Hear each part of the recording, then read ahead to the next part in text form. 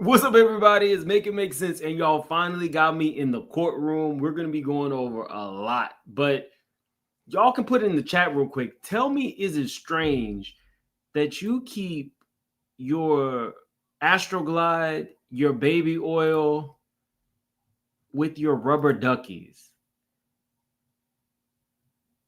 We got to talk about that. It was a small detail, but it's a detail that I think needs to get discussed. Is the rubber ducky for your partners, or is that toys for when the kids come over? It's with I don't know. Like the video's intro plays, we got a lot to get into, and it's a lot of like really weird, strange details. I was listening to Make It Make Sense. Shout out to Make It Make Sense. Thank you for sharing. Make sense, Mims, who a lot. Make it make sense. Makes What I love about Mims, Make It Make Sense. He's a YouTuber. He gets the court record, so he gets the cases. Make it make sense. You knew what was up. You take the top, and I'll take the bottom. Just try it. Surfer. Make it make sense. Tell me how you squeeze it. Make it make sense. Tell me about the things that you say. Make it make sense. Tell me about the things of your dream. Hey, let me work out all the things in between. Make it make sense. Tell me how you squeeze it. Make it make sense. Tell me about the things that you say. Make it make sense. Tell me about the things of your dream. Hey, let me work out all the things in between. Make it make sense.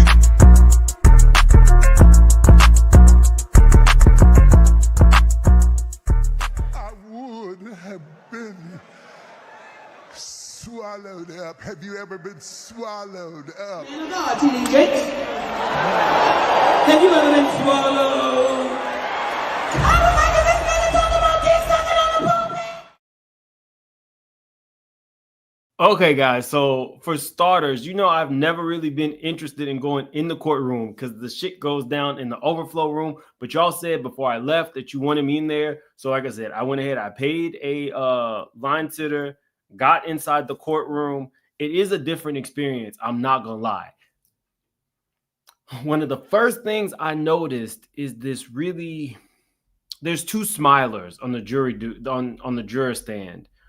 One is like a straight up weirdo, and I think the other one has, maybe you guys can tell me the correct terminology, like a facial tick. You can put the correct terminology in the chat. But this guy, literally, it was like maybe he's never had any attention in his life, and so being on the jury is the biggest thing in his life. Not only was he looking around and like smiling and trying to make eye contact with people, at one point he was like the first person in the jury box, so he could not technically see all of the reporters. This man was like peeking around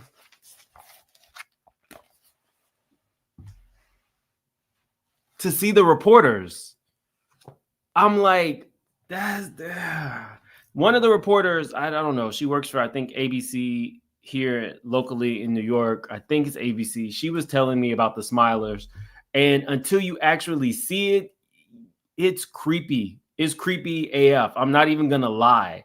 What would be the point of you needing to acknowledge Diddy and acknowledge the attorneys and look over at the press and his family? It's weird.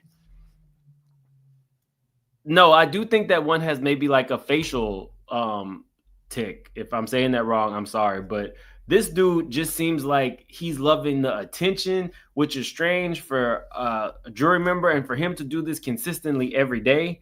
So I wrote down all the jurors.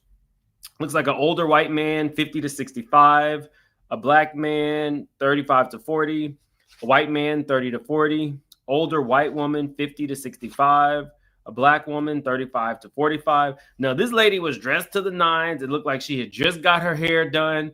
I would say this is the person who cares the most about her appearance on the stand. On the jury duty. There seems to be like an older South Asian man, 55 to 65, a white man, 40 to 50, a black woman, 40 to 50, black man, 40 to 50, white man, 50 to 60. It's like a racially ambiguous woman, 60 to 70, a white man, 55 to 65, a white man, 30. I put like 38 to 45. A man who could potentially either be Hispanic or Italian, 35 to 45. Hispanic female, 30 to 40. Black female, 35 to 45. A black man, 40 to 50. Those are the jurors, but the two smilers were like, one of them was creeping me out. The one who he didn't seem like he had a facial tick. Chi, thank you so much for joining the membership. Danielle, cut this interview with a candid short to watch. What's up, Danielle? My friend in real life. Harm, line sitter fun. Okay, thank you. I appreciate that. And Karen, he has Tourette syndrome. Okay. Potentially, I don't want to diagnose him, but I don't think that he was smiling on his own accord. That other man peeking to see people, that kind of worried me.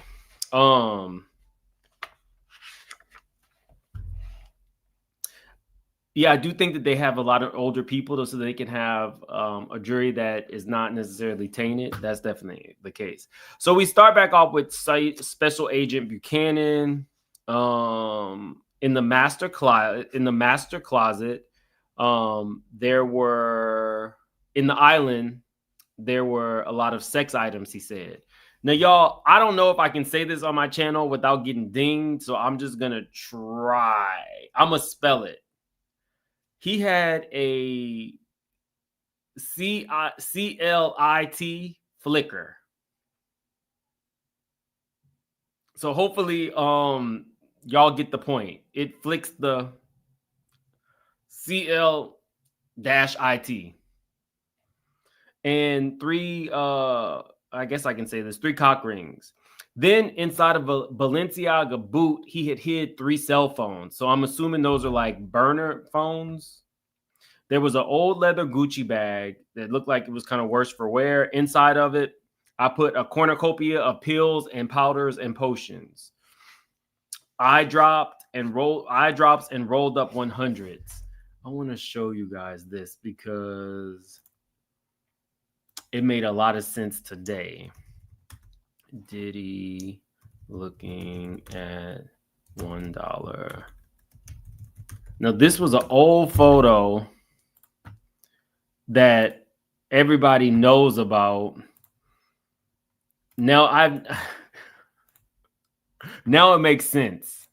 This was a photo of Diddy trying to figure out how a dollar bill got with his money. But literally, this mofo does his coke out of $100 bills. He keeps a $100 bill to snort his coke. That's not a joke. That's not a game. This ninja really thinks like this. I'm just like, this dude really, this is really who he is. We're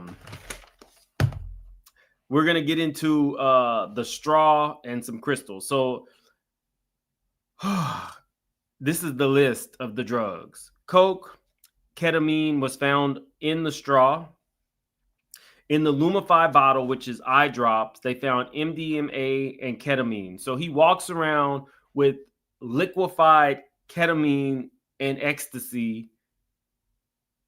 No, you can't audio record because it's federal. So the best thing that you could do is maybe somebody's going to be providing me with the transcripts next week. We can go over those.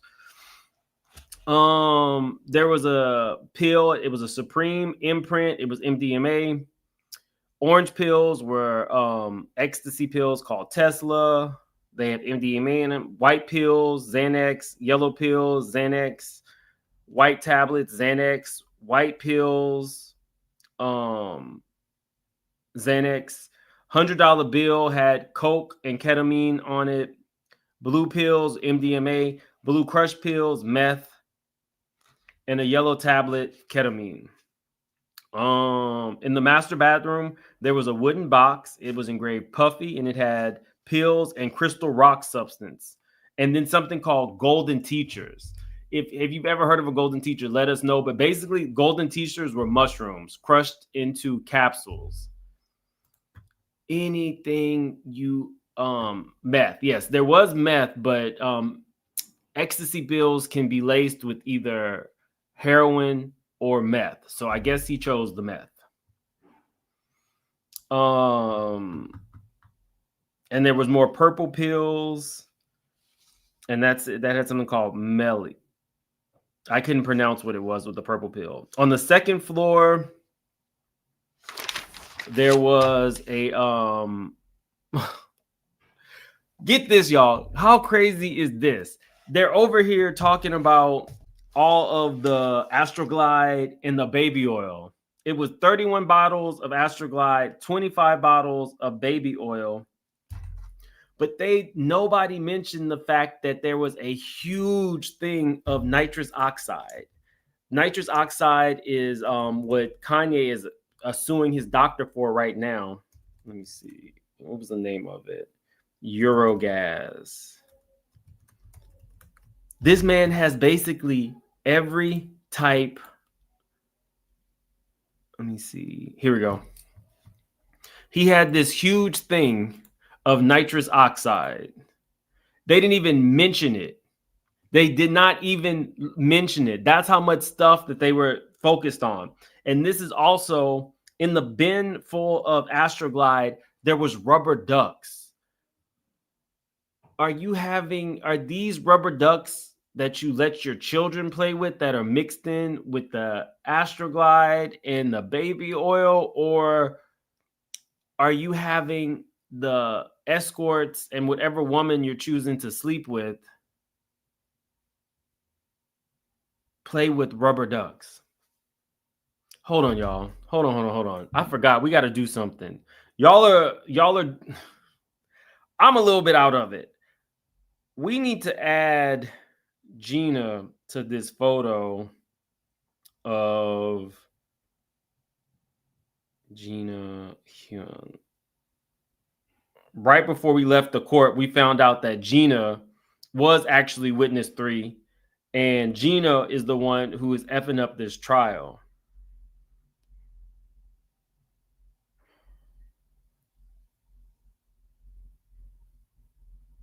And I'm gonna put something in for the members only for a little inside information, but we got to add her to this thumbnail because that was a big bombshell at the end.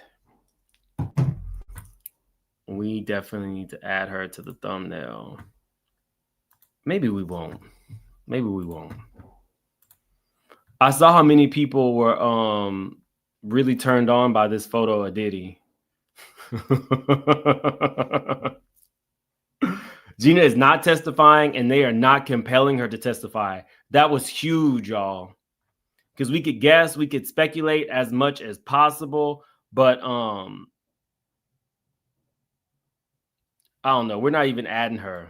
We'll get to her. But anyway, he had this huge tank of nitrous oxide, all these Astroglides, all this baby oil, and rubber ducks. The rubber ducks took me out because I need to know why these are in your sex bins.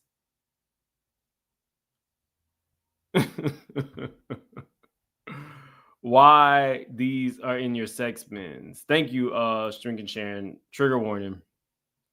Guys, we have 3,500 in the chat. If you're new to the channel, please subscribe. If you're not new to the channel, hit that like button.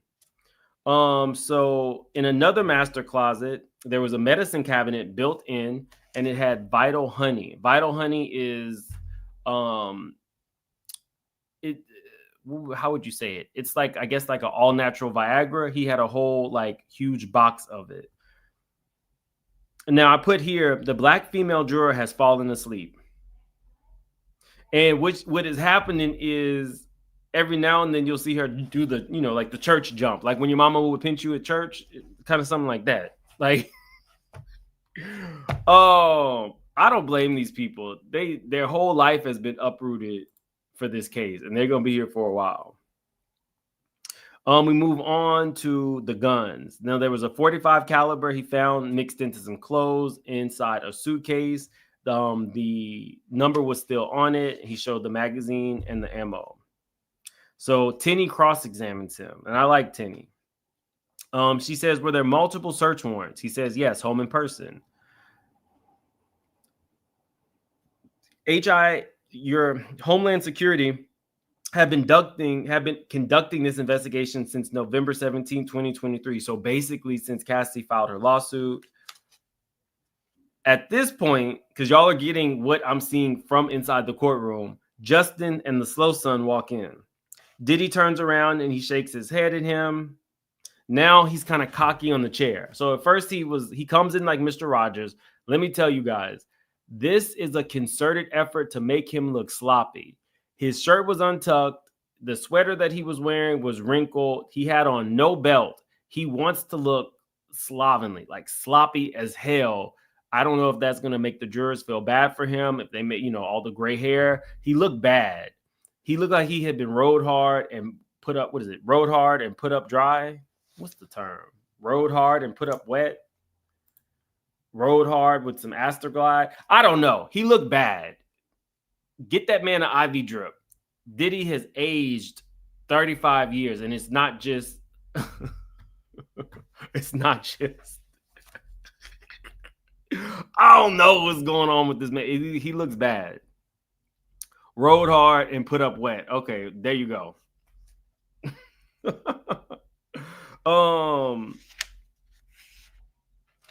You were aware Diddy was leaving with his family to go on a trip. They said yes. You were aware he was leaving with his twin daughters, and then they objected. Judge calls a sidebar. So it's two prosecutors who go up for the sidebar and about 20 different people who go up for Diddy. Diddy turns around at this point and smiles at his son. Justin smiles back, and the slow one just stares ahead. The bailiff reprimands two members of the public. Meanwhile, Diddy's kids are laughing and talking. So basically that objection was sustained. She was trying to make the jury feel bad because he was traveling with his daughters. But don't forget, y'all, he was traveling with his daughters with his drug dealer. He was taking them to the Bahamas with his drug dealer. It says plan was to execute a warrant when the subject left. There was contingencies in case the subject returned. How many armed vehicles? He says 1 or 2. Was there a boat? He says yes. So you had to go after this man at land and sea? He says yes. You needed 80 to 90 agents to secure one property? He says yes. You had 6 individuals placed in handcuffs? He says yes. She goes, handcuffs for an hour? He says no. Only one was in handcuffs for an hour because he was upset and acting out. But we released them after we got their IDs. She says, explain why it's important to take photos at the crime scene. He says, you want a picture of what the property looks like before entering. She shows a picture of the gate. His front gate looked really expensive and they broke it. She goes, did you break the entrance gate? He says, yes. Now, at this point, the other black female juror is dozing off. And the smiler is looking all around. So your team did not take a photo of the gate before you destroyed it? He says no. Do you know which cubbies the heels were in? He says no. So she shows a photo of Diddy's bedroom. And basically now I realize what she's doing. This man is really straight-edged and by the book. So what she wants to do is poke holes wherever she can, but there's not too much wiggle room to do that. She was effective, but it was a whole bunch of lube. I don't know how else to say it. Lube and sex toys. Click flickers. You know what I mean? Like it's Diddy. You have no expectations. And I put Diddy's bedroom looked really, really plain. It had like a cloth bed, a cloth headboard. It was low to the ground. There wasn't anything amazing about the 2 end tables. To be a $50 million mansion, his bedroom looked pretty plain. He had like a white couch in it that looked comfortable, but not not you lint liquors. Yeah, some lint liquors flickers, some lint flickers. Yeah, I was surprised that the room was pretty like plain. So she says, did you guys leave the room like this? And he says, yes. But if you saw the picture, it was just pillows moved around. It wasn't like they destroyed the bed or destroyed the couch. Like I was like, okay, you're reaching. I'm not gonna bore you with the rest of that. You kind of get the point of where they were trying to go there. And if the jurors are sleeping, you know what I mean. It is what it is. So Dr. Hewley, or I think it's like Hewley, she is, let me show you a photo of her. This is her, Hughes, Dr. Dawn Hughes. She trains people, let me see, interpersonal violence, traumatic,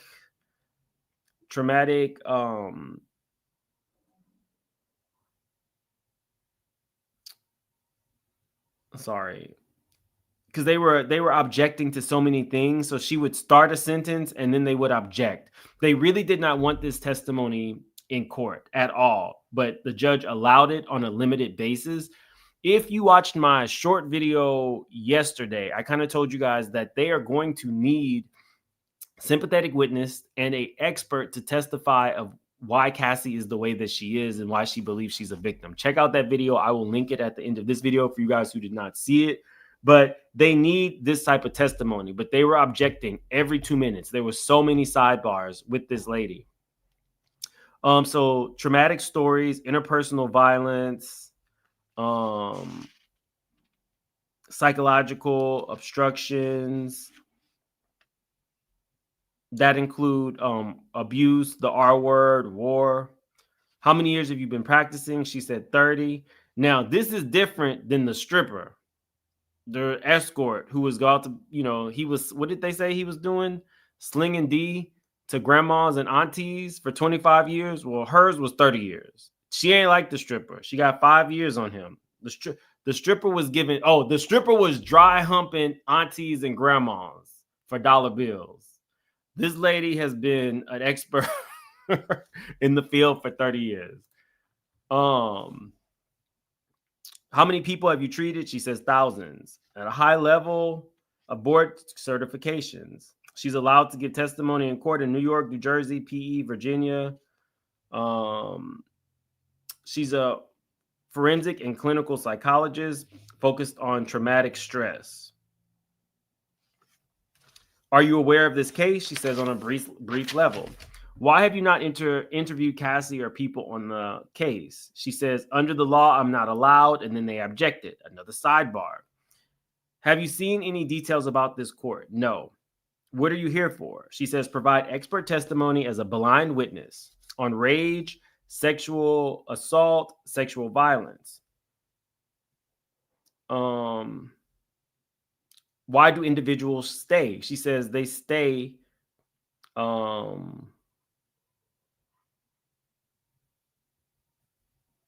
it's because of how they cope.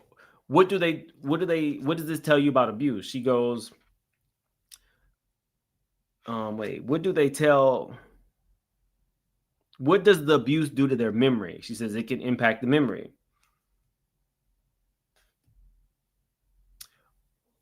Were you hired by the government for your testimony? She says yes. How much are you paid? $600 hourly and $6,000 a day. This woman is making $600 an hour and $6,000 a day for an hour or two of work. That's crazy. She says, do victims remain in relationships? She goes, yes, but it's not because they want to be abused. Brilliant people can stay in relationships and they object. How common is it for a victim to stay in an abusive relationship? She says, very common. And one, it's not just about hitting, it's about entrapment. There can be economic, emotional, and surveillance that cause somebody to stay. Two, she says, there's love. There is companionship, the attention. And then three, psychological consequences of abuse itself, the day-to-day avoidance of being hurt. So at this point, I'm looking at the witness and I meet eyes with one of the witnesses by accident and I stop. She was looking all around. We met that lady. I was thinking, please don't let her be a straight shooter. Please don't let this lady be a straight shooter, because she kept looking at me.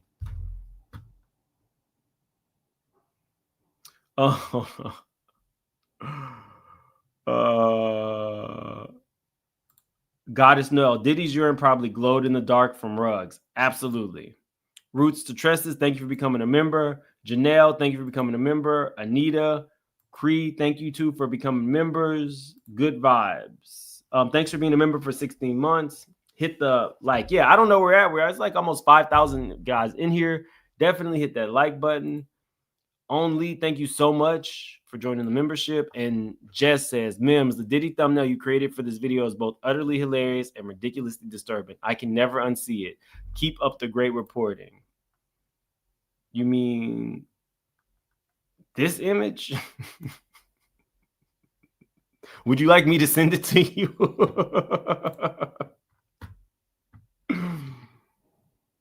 Okay. I'll take it off. Y'all are y'all said I don't want to look at that anymore. Okay. So, okay, where were we? What effects does that have on a victim leaving?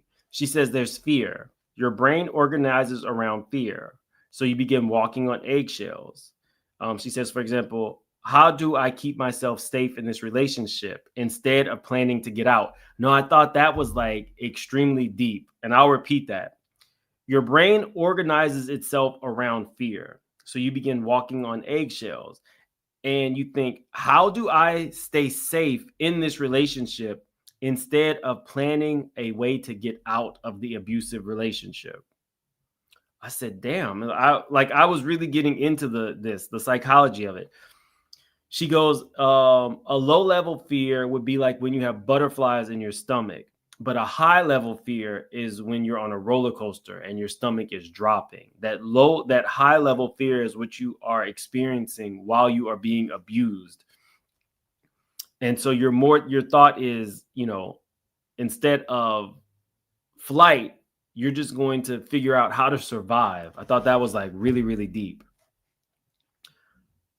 How often do you have to get beat to make you leave? She said it could be, how often do you have to get beat up to make you stay in the relationship? She said it could only be a few times. What is psychological abuse? She qualifies that as staying in. Threatening future violence, intimidating, and threats. What effect does it have on the victim? She goes, psychological distress, depression, anxiety, PTSD. Sexual abuse. She says that's inherently damaging and it's a higher level of psychological distress. Why does that affect the victim from leaving?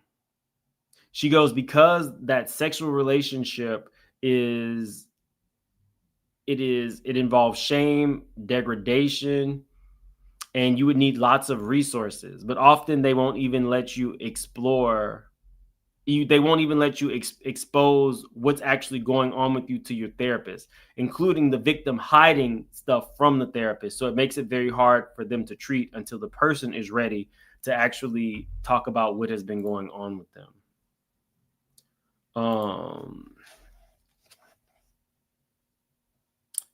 She goes, if you can't talk about what happened, you can't heal. Economic impact. It's called financial control. So they'll take your housing, your transportation, your medical, your childcare. They object to this as well.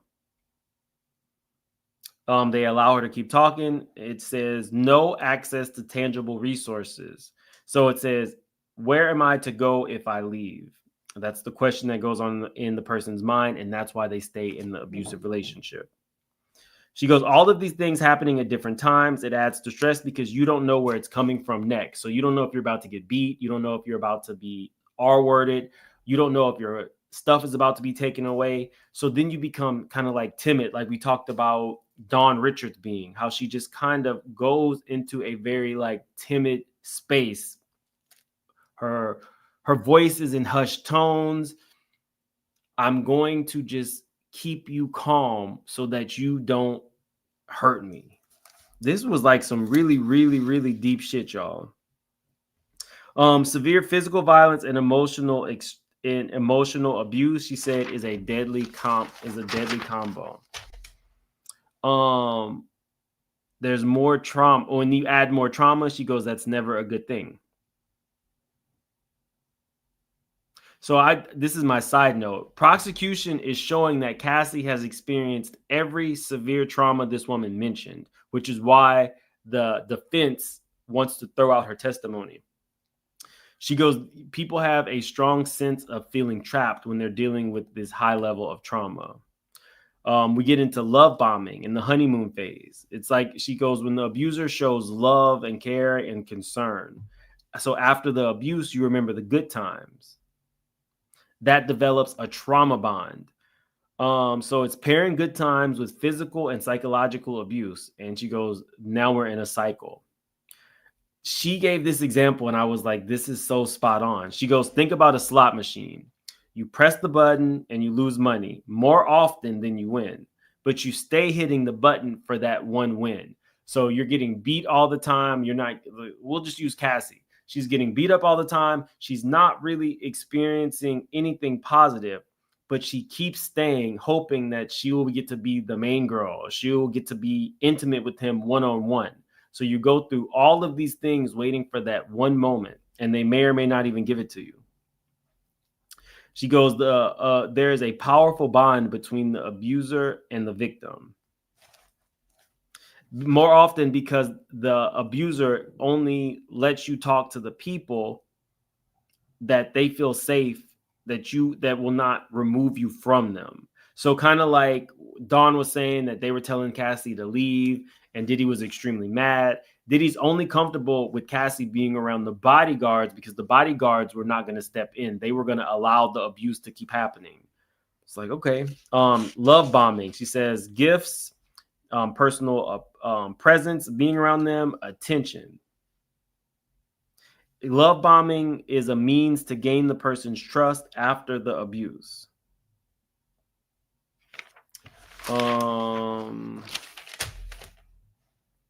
Attempting to leave. She goes, they oftentimes don't leave because they fear more retaliation.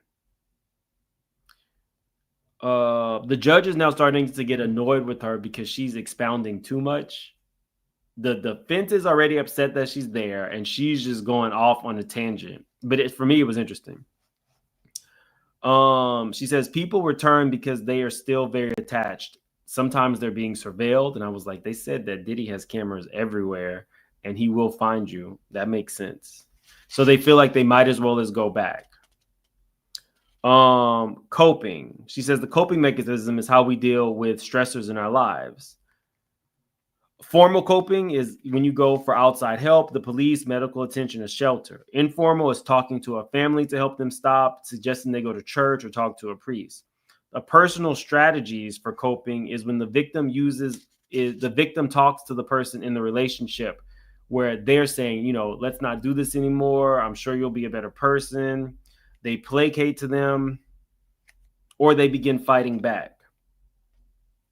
So the most common is trauma bonds and hope for change. Does the victim use the mechanisms at the same time? She says not necessarily. What is placating to the abuser? It's when you soothe them. You apologize unnecessarily. You're going along to get along so that you won't get hurt. Do you see placating in sexual relationships? It's when you can't say no to little things. So sex is so personal, it's even harder to say no to. Active and passive self-defense. Passive self-defense is blocking a punch, curling up in a ball. An example of it would be this video. What you got to say now? You ain't got shit to say.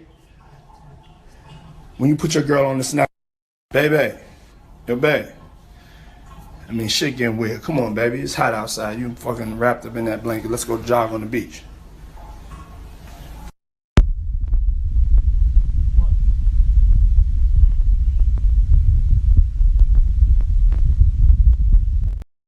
Now, that's an example of passive. She's curled up in a ball. We've heard this time and time again. Dawn said that when he tried to hit her with the frying pan, she automatically just curled in the ball. In Jamaica, when she was with Carrie, he beat her up and she curled in a ball and played dead. And then as soon as he turned his back, she took off and ran into the forest.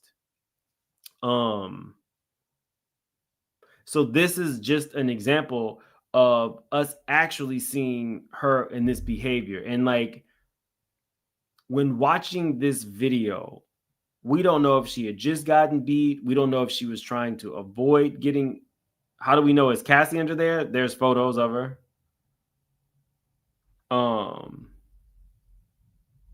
She did it in the hallway. Exactly.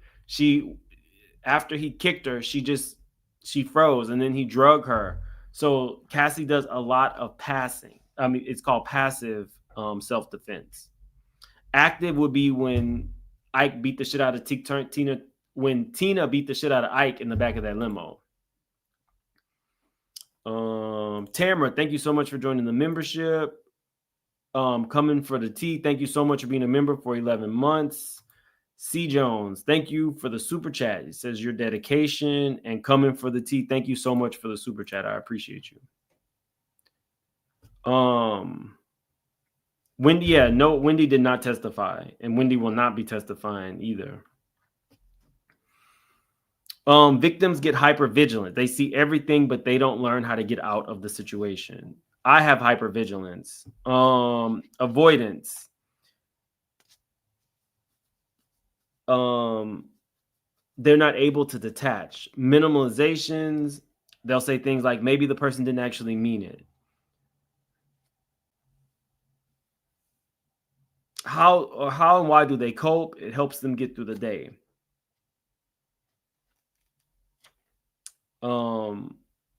She says memory is dependent on awareness. So can substance abuse be a coping mechanism? She says yes. Drugs help you forget and they remove anxiety. So I don't know if you have just been watching me today. We talked about Cassie saying that she used opioids to detach. When I started thinking about it, Cassie was using opioids, she says, to detach from reality for these freak offs. But if Cassie was in pain, remember there was sores on her tongue and she was having UTIs and she was still forced to have sex, those opioids may have been to detach, but also because she was in pain all the time. If you're constantly on, codeine or Percocet or OxyContin, those are pain relievers. So I think there was probably more to it than just detaching. Annette says, Mims, you're doing a great job. God bless you. Thank you. I appreciate that, Annette. And Tamara says, Cassie's husband took on a lot. I give him props. That's dedication. Yeah, I mean, the woman was saying she wanted to unalive herself and that he needed to take care of the children because she wasn't good for them. Like that's a hell of a lot. Libra, thank you so much for the super sticker. I appreciate you. Okay.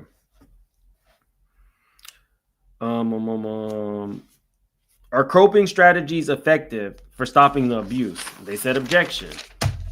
Disclosure.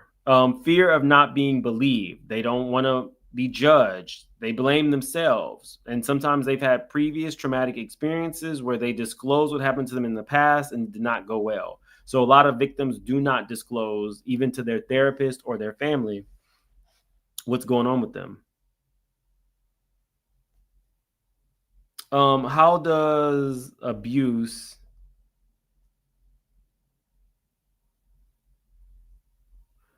It says, how does abuse affect the victim? It amplifies the power of the person who is, beating the victim. Who will victims disclose the abuse to? She says, oftentimes a mother or best friend. And even then, they are only telling them pieces of the information. They oftentimes do not tell them about all of the abuse. And we saw that with Cassie and her mom. How can past threats affect disclosure? You believe the abuser will beat or R-word you because they have done it already. They will do it again. The minimization. They don't want to label themselves a victim or their abuser a abuser. It's too painful. She put in quotation marks that someone who loved me did this to me. So there is a higher order of conceptualization. Often reluctant to acknowledge any abuse. How do victims remember these events? She says sometimes trauma memories can be hard to recall. Impact of neurology of stress.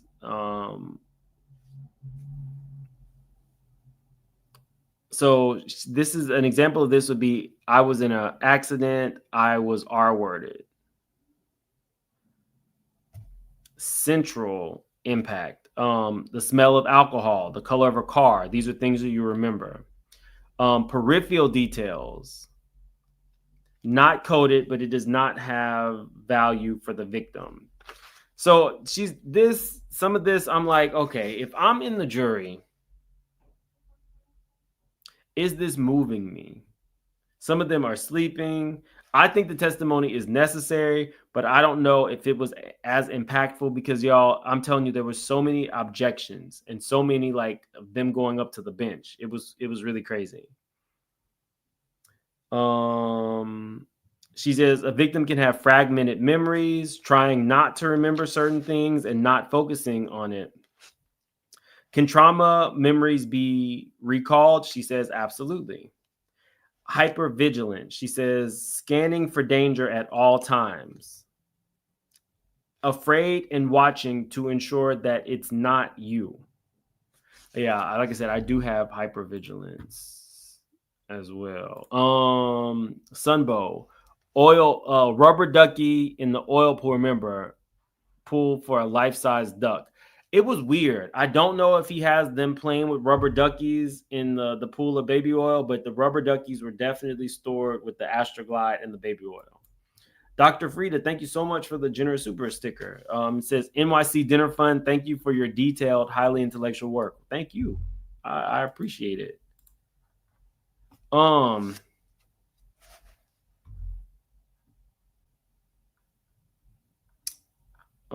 Let me see. Somebody said, no, it was not helpful. She does not believe men can be victims of abuse. Have you heard about her before? You can put it in the chat. You can kind of expound on what you're saying. Let's see. The cross-examination. So I'm looking at Diddy. So I can see him. I can see his side profile where I'm sitting. He starts doing this, y'all. So everybody's getting ready. They're setting up. And this is what Diddy is doing. I'm like, what is this? There's no music. It just didn't make sense. But I told y'all I'm in the courtroom, so I'm going to let y'all know what's going on in real time. I have no idea what that is with the head bob and I don't know.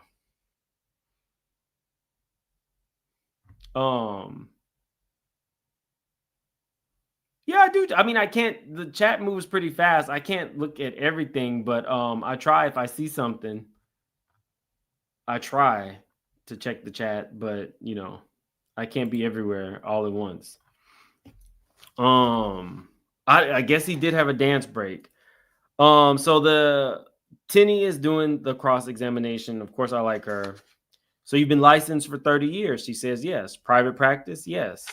No, it's not Tinny. It's not Tinny. It's a new attorney. I had not seen him before. He introduced himself to the judge today. How would I describe this man? If you ever seen old Jerry Springer before he was Springer, like his inflections in his voice, it reminded me of the old Jerry Springer. If you saw the documentary, you know what I mean. Before he was Jerry Springer, he had a very calm voice. He was shady as fuck, but he was very calm in his delivery. Do you sit down with your clients face to face? She says yes. Trained to look at cognitive style? She says yes, amongst other things. Any detail can be important? She says yes. People are complicated. They don't fit in one box. She says no, there are categories. Each individual has their own characterizations. She says yes. So you can't diagnose someone without treating them. She says no. So I'm seeing there are other defenses going with this. They're not going to necessarily ask her things that would paint Cassie in a bad light. They're going to poke holes in her story. You could see it from a mile away. And also, they're saying that you didn't actually meet with Cassie. So what are you even here for? Let me see. You did forensic work. She goes, yes. So now I'm looking, I believe the lady in front of me is Diddy's publicist. She is now getting in trouble. And I see Diddy actively trying to make eye contact with the jurors. So they're asking the person the question. This is what Diddy's doing, looking at all the jurors. So I don't know if he was trying to intimidate them or what. I don't know if he was, trying to, turn them on like he's known to do. I have no idea. But if I was a member of the jury, I would not feel comfortable with somebody they are alleging is a real life gangster really looking at me intently like he was looking at them.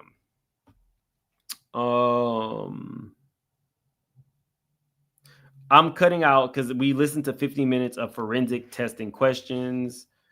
He just kept asking her the same questions over and over again to try to trip her up. All to get to, she must analyze the person, usually using multi-method test. And you can't just determine from hearing info about somebody, like secondhand info. That was 50 minutes of questions. We're not doing that.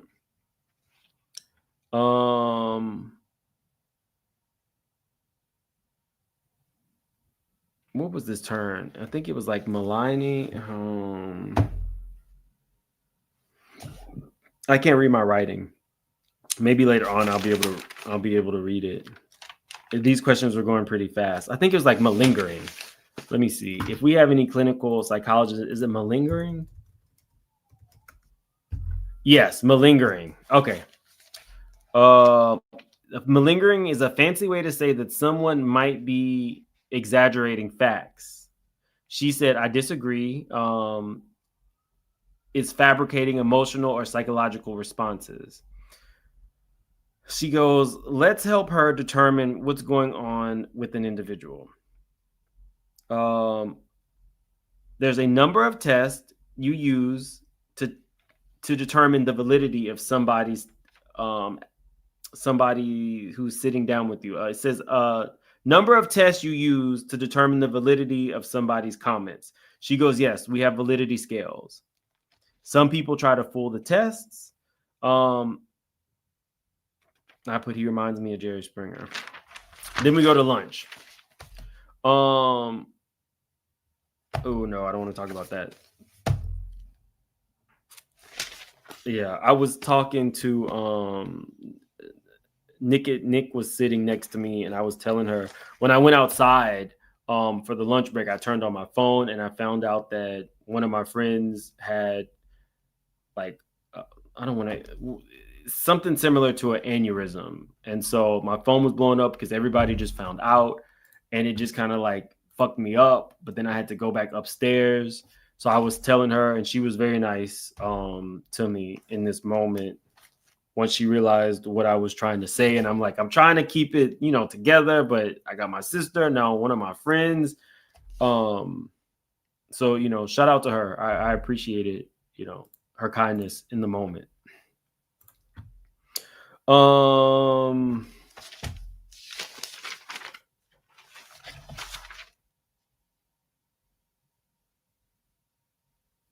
Oh, that's it with her. That was great. No, it's not. Then we had George Kaplan come in. He just swore on an oath. Then we continued to the cross with her.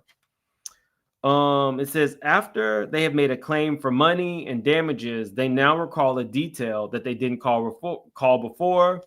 They object to this. Basically, he's saying that Cassie started remembering all of this stuff because she was writing a book or, wanted some money. They objected. It was sustained. She goes, there's all kinds of reasons a person might have new memories after contacting a lawyer. They objected to this. It was sustained. So he's saying these things in like really, really like calm tones, but he knows exactly what he's doing. You can object and it's sustained, but the jury has already heard that line of questioning. They're playing dirty at this point. It says many memories can be changed over time. She goes, memories can't be changed, but they can be recalled. He goes, you testified in court that you train professionals on how to testify in court. Now she kind of smiles. Listen to how he phrased that.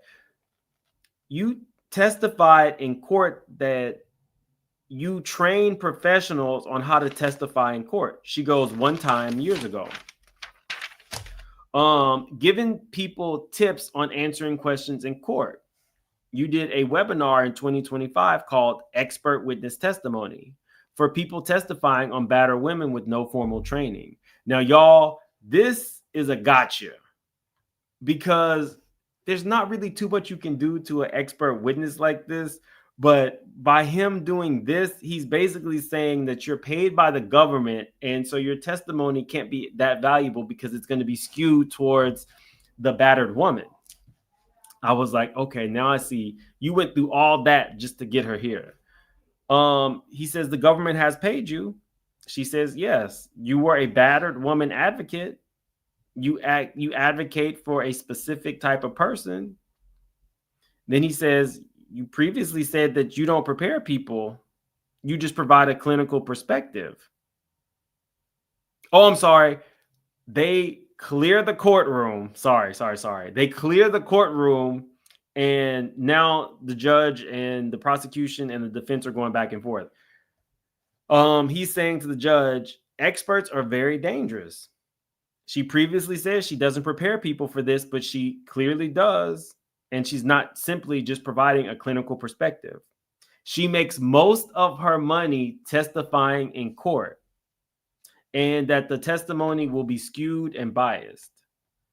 The judge hands this man his ass. He goes, I read what you just put in my lap, and this only talks about demeanor, court conduct, appearance, and personal safety. He basically called bullshit on this man in real time because you're trying to say that she's just being paid by the government very, very well to say what they want her to say, when in actuality, this webinar that she gave 10 years ago was just about how to dress, how to behave, stuff like that. I thought that was really good. The judge, it says, it teaches people to answer questions with yes or no and not have a conversation. So then this judge says, perhaps she should take her own course because she talks a lot.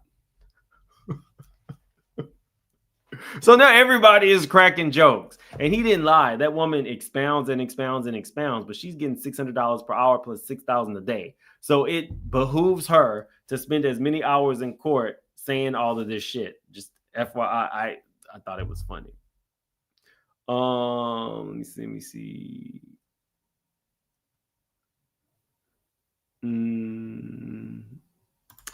Why didn't Cuddy testify today? He'll be there tomorrow, and I have already paid my line sitter, so I'll be in the courtroom tomorrow as well. Dina the Explorer says, after the case, you should get your law degree in California like Kim K. I wonder if I could buy mine too. C. Evans, thank you for your dedication to providing detailed updates on the Diddy case. Thank you. I appreciate that. Letitia says, during the doctor's testimony, all I could think about is me and my sister's relationship with our dad. We did a lot of those coping mechanisms. Oh, were you in the courtroom? Oh, okay. Next time speak. I'll definitely, I speak to everybody. Yes, I do feel like me and my sisters had some of these coping mechanisms when we were, what we went through as kids. Beth, mustard on the beat. Y'all won't let that go. That lady is really gonna come and get me at one point. Where is it though? I don't even see it. Oh, mustard on the beat. How now? It said where Jaguar right there. She. Where we got it? Shrink and Sharon, keep up the great work, Mims. Thank you, Shrink and Sharon. Marsha, thank you for the super sticker. Crystal, thank you for the generous super sticker. She says, Mims, excellent job as always. I heard that Diddy acted out in the court last week. Did you hear anything about that? He had everybody huddle up so that he could tell them how to take Cassie down, which was crazy.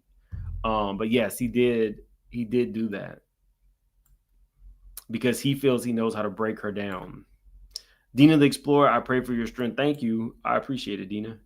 Callie, love your channel. Thanks for all you do. Thank you for the very generous super sticker. I appreciate you, Callie. what is the? Let me see. Yeah, the judge cracked the joke. So they show her basically when she comes back that she did do this webinar and it was funded by the government.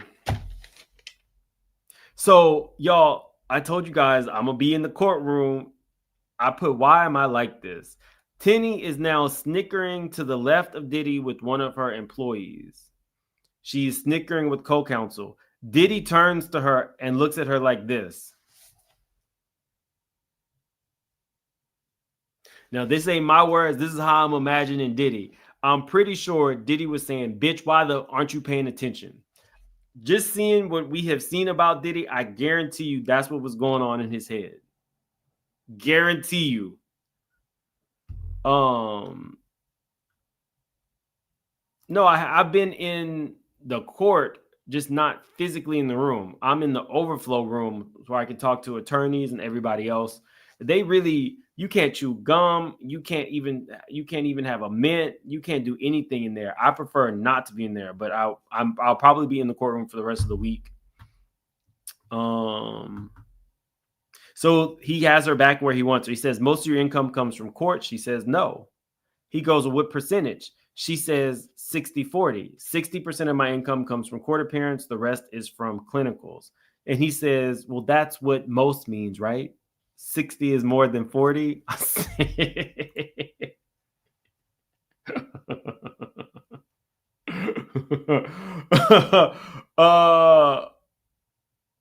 She even had to smile.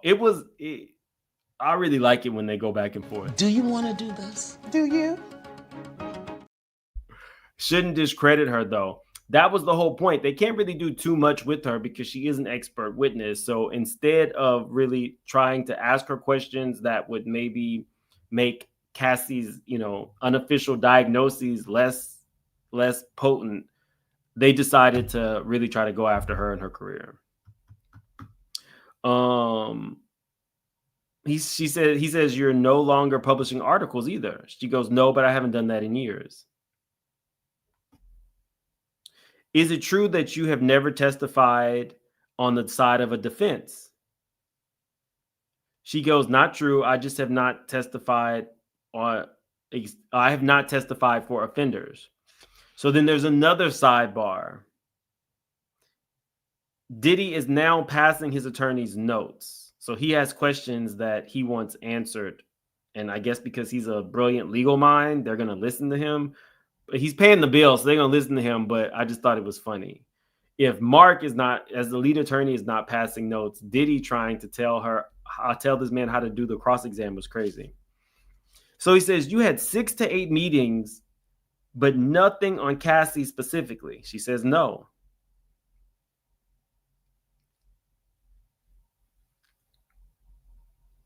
Let me read this to you and tell me why this man is this much of an asshole.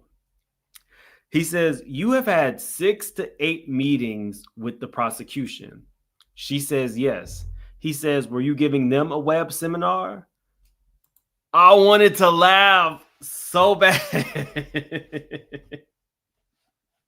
He was such an asshole.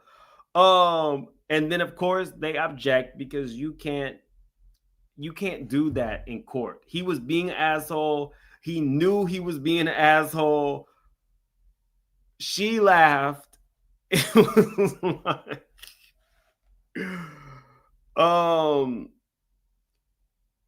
he then says, did you help them write their briefs? And then they have another sidebar. Anytime a sidebar is going on, all of Diddy's attorneys go over, like 2 attorneys for the prosecution go over, they're in a corner, and then you hear like white noise all around the courtroom to make sure that the jurors and the witness do not hear what the judge is talking about.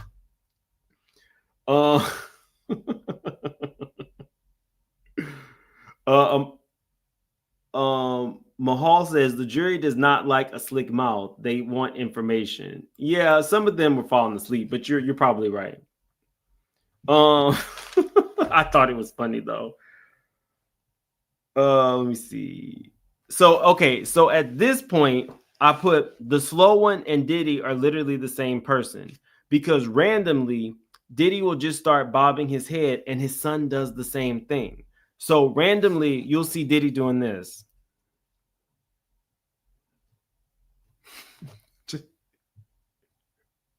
At different times, you see the slow one doing the same thing. There's no music. They're asking very pertinent questions. Neither one of them is really paying attention, and they're just bobbing. Not at the same time, but just bobbing. It was like, what the fuck is going on? At one point, I think he had his finger in his mouth, the slow one. I think he had his fingers in his mouth for a while. Because why else would you just have like one finger up here? Unless he was like playing with his beard, but it was just one finger. I don't know. I don't know what was going on, but he looks like Diddy. He looks like a younger version of Diddy, maybe mixed in with the little Kim, but his mannerisms and stuff like that, you know, I don't know. So he says, so the government met with you 8 times. You emailed them to suggest language. She says, probably. To advocate for their side. She does not respond. You were paid by the Department of Justice. She says, yes. Working alongside the government. Correct, but only about my testimony. But you're supposed to be here as a blind expert. She says, correct. His cross was good. So then the prosecution comes back and says, did you ever review any factual information about the case? She says, no. Were there things that were redacted so that you could not see? She says, yes. Did you educate the government? She says, yes. I informed you were only allowed to discuss certain subjects. Yes. How often do people malinger in your past practice? She said, hardly ever. In your clinical practice, she says 10%. So the malinger question, we just talked about this a minute ago. It's like if you are making shit up. She goes, hardly ever in her practice, and in her clinical practice, 10% of people might make stuff up. So it seems to be a very small percentage. Comey is now passing notes. This was good, y'all. Comey, I like Comey. I really like Comey. I like Comey. I like Mark. I like Tinny. I can never remember her name. It's Mick something. She's the YSL. She's the black attorney who I really was so impressed with. It's Mick something. I want to get her name right. And I've been going through this every day, and I always F up her name. Nicole Westmoreland. I really like her. Yeah, I really, really like her. She's actually my favorite. So Comey passes a note to her co-counsel, and it says, have you ever been retained by the government? She says, yes. Have you ever been retained by a defense attorney? She says, yes. Have you ever been retained by a defense attorney who is currently sitting in the room? And she says, yes. And she says, no further questions. That was a mic drop. Because they were trying to say that she's only here for the prosecution and she's only about battered women. And yet and still somebody on Diddy's team had hired this woman as an expert witness before. So they cross-examined her again. And it says, have you ever testified for a defendant? She says, yes.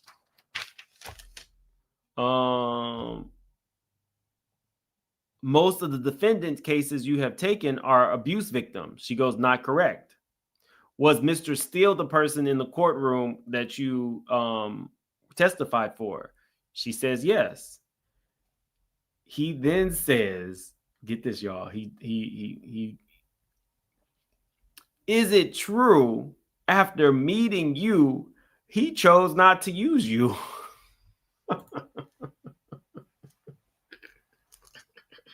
I'm being real with you because I heard about you. I was waiting on you at the door. I'm going to repeat that. He says to this woman with a straight face, is it true after meeting you, he chose not to use you? The judge didn't even wait for an objection. He told him, move on now.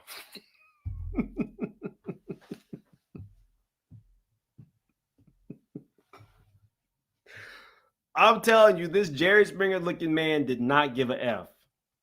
He literally did not care. This woman has a very tenured career. She's one of only 40 people in New York who can do what she does.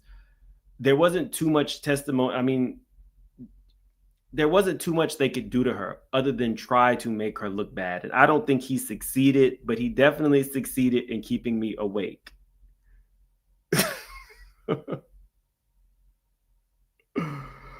He says, are you involved for the rock bottom truth? She says, correct. Now we're getting to the mess. It really is. Oh my God. It really, really is. Oh, that was good. Okay, I'm done. Okay, so let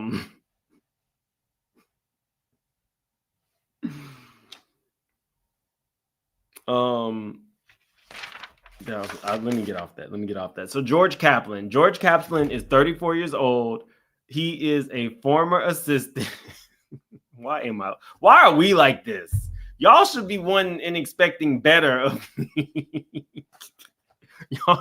Y'all should be expecting better of me. You know, I try to dress professional. I try to go up in the courtroom for y'all. And, we got to do better. So this is him. He's only 34 years old. I put, that's a hard 34. His first job was at Nickelodeon. He was an executive assistant to the chief operating officer. And then I think 2013 to 2015, that chief operating officer moved to Bad Boy, so he came with that person. His just normal administrative duties. Then he moved to executive assistant to the chairman of the board, which was Diddy, after only working there for 10 months. Now, Diddy is looking like straight at this man. I feel like he was intimidating this dude, to be honest with you. Guys, he means 43. No, he was 34. Yes, Puffy then stressed him the F out. Puffy has stressed this man out. He did not want to be here. You could tell he didn't want to be here. He seemed like more reticent to go back and forth with the prosecution and defense. But we have Comey, who's doing the exam. She says, who did you report to? He said, KK. Who is KK? She's the director of the executive offices. What does she do? She runs Diddy's life. Where did you report to his home? He says, LA. What did you do? I carried his bags and I ensured his homes were organized. What does that mean? So what did you carry? He says clothes, medicine, computers, iPods, food. He say the duties did change as Diddy began to trust him more. Now this, y'all, is super interesting. He says, what do you mean by your duties changed? Diddy had confidence in my ability to execute what he wanted me to do. And Puffy did this. So he's looking at the man and nodding. I'm pretty sure this man is intimidated as hell, because if Puffy gets out and you say the wrong shit about him, Puffy is dangerous. So I'm pretty sure this dude was like shitting bricks, to be honest with you guys. But Puffy nodding the head like he still likes what this man is saying is a little. So he said he set up hotel rooms and he shut down everything in the studios. How many hours a week did you work? 80 to 100. How much did you make? 125,000 yearly. Tell us about your day. Started at 9:30. He would arrive at the house, make the chef cook breakfast. He'd make sure the housekeepers were keeping the house clean. He made sure that Diddy's toothpaste was open and facing him. So I guess if you have all the money in the world, you can have people apply the toothpaste on your toothbrush or make sure that the cap is off and it's right by the sink where you want it. Diddy really had these people wiping his ass and everything else. And his medicines. He made sure the medicines was there. 9:30 to 6 p.m. was his average stuff, but sometimes he was 9:30 to 6 or 7 a.m. So his schedule was either 9:30 to 6 p.m. or 9:30 to 6 to 7 a.m. And there was no rhyme or reason to a change in the schedule. So now I put the weirdo juror. He keeps doing this. As they're asking questions, the juror is doing this.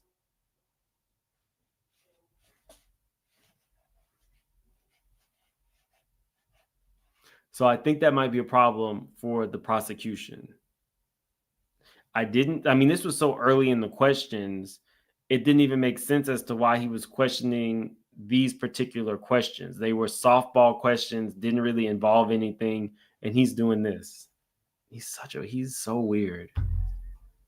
How did they pick him? Hopefully he's an alternate. He said he would unpack bags and carry them into the office for Diddy. He made sure the food was ready. There were 4 other assistants. He was there when they started using licensed security officers in the second half of 2015. She goes, "What did it mean by licensed security?" He says they were more professional and polished, and they had more training in security. What properties does Diddy own? He says LA, the Hamptons, New Jersey, Miami, and an apartment in New York. How much did you communicate with Diddy? He said often. Diddy would request food, clothes, and drugs from him. Did you ever have any threats from Diddy? He says yes. Diddy threatened his job monthly, said he only wanted to be surrounded by the best. Sometimes he was angry with him, other times motivational. He says, I can't remember, but an example was given. He told him to get a BPA free gallon water jug from Whole Foods. When he got there was no gallon jug. So he got 2 half-gallon jugs. And Diddy got very angry and got in his face. What trips did you take? He said Orlando, DC, LA, Cabo, Miami. What were your job responsibilities? It expanded to doing the hotel rooms. He would do the clothing, candles, liquor, baby oil, Astroglide. Did you have to do it just once? No. But from that point on, once he was doing the freak off stuff, he was recreating the same scene for each hotel. How did you pay for the supplies? Through a corporate credit card, which is different than what we heard yesterday. That guy said that he was not allowed to do it on the company dime. This guy was. Who told you to set up the rooms? Diddy or KK? This is also different because Diddy was not advising the people to set up the rooms back in the day. So now we have, for the prosecution, this is establishing an enterprise. You're making your employees buy your drugs. You are having them involved in these sexual things, and you are advising them exactly what to do. And you're paying for it on a company credit card. How much time did you have? Oftentimes, Diddy would call and have it needed to be done and set up within a few hours. I put, you can tell he does not want to be here. And Diddy is not stopping looking at him. He is looking at him very intently. How were the hotel booked? He said under the name Frank Black. Diddy would stay in the hotel rooms for 12 hours to 2 days. After Diddy was done, he would return to the room and clean up the room. So all of the piss, the vomit, the blood, the baby oil, everything, the baby oils, the liquors, everything he came across, he cleaned. And one time he found some powder and he threw it away. Why did you do this? He said it was implied that as a staff member, you had to protect Diddy and his public image at all costs. She goes, how was cleaning the hotel room protect his image? He says at that point, people were starting to sell pictures of celebrities' hotel rooms. How often did Diddy contact you from the freak off? He said not often. When he did, what would he ask for? Food, drugs, and clothes. What type of drug? He said this shit so matter of fact, he would be like Advil, Tylenol, ketamine, Wellbutrin. Like he tried to like just kind of throw in the illicit, illegal drugs. Who requested the drugs? Diddy. Where were you when he asked you for drugs? His house. How did you get the drugs? Diddy gave him a phone number and money. He called the dealer. Dealer came to the house and gave him a bag of ecstasy. At another time, they were at the Bel Air Hotel. He arranged to meet them in Hollywood. He paid with cash, and then the person gave them the drugs. So I like this witness. Again, you can tell he does not want to be here. Let's see. Chalana.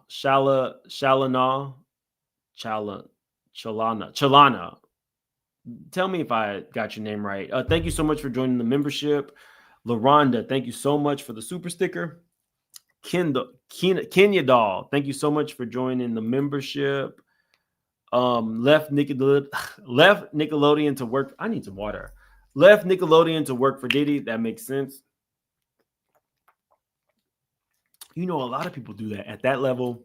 If you're like a VP, oftentimes you take the staff that you want from the company you used to work at.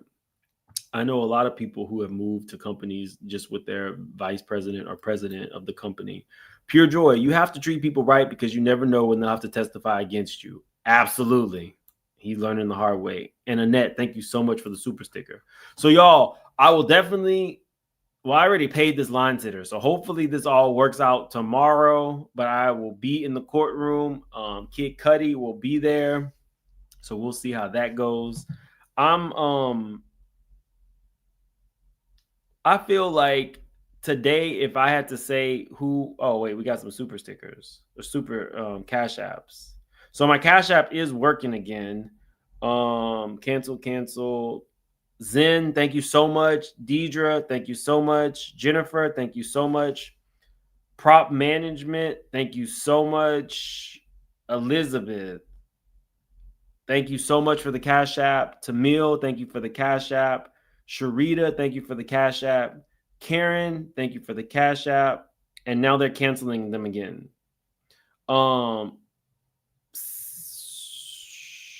Wendy, Cicely, Danielle. I'm sorry. I don't know why they start and stop me each day. But thank you guys for trying to send it to me. I appreciate you. And for those of you guys who are wishing my friend well wishes, there was another procedure today.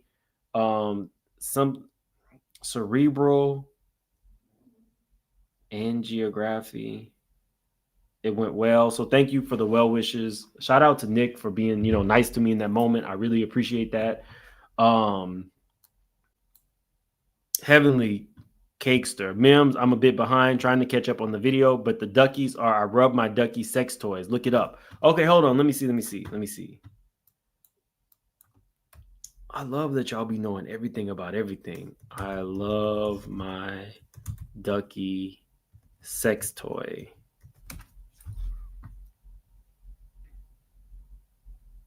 Oh, okay. So it's a vibrator and it's waterproof.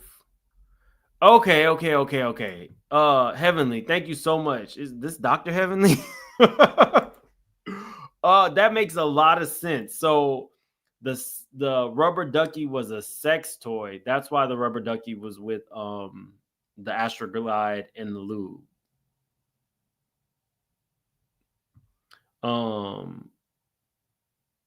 Yes, my search history is about to be looking. I gotta go. Thank you guys for being here. Thank you guys for being here with me every day as we go through this trial. I'm gonna see y'all tomorrow, and I guess maybe I'll do like a short video about something I heard, and that'll be members only. That'll probably drop tomorrow. So see you guys later. Have a good one. Stay safe and tell people you love them while they are still here to hear it. Have a good one.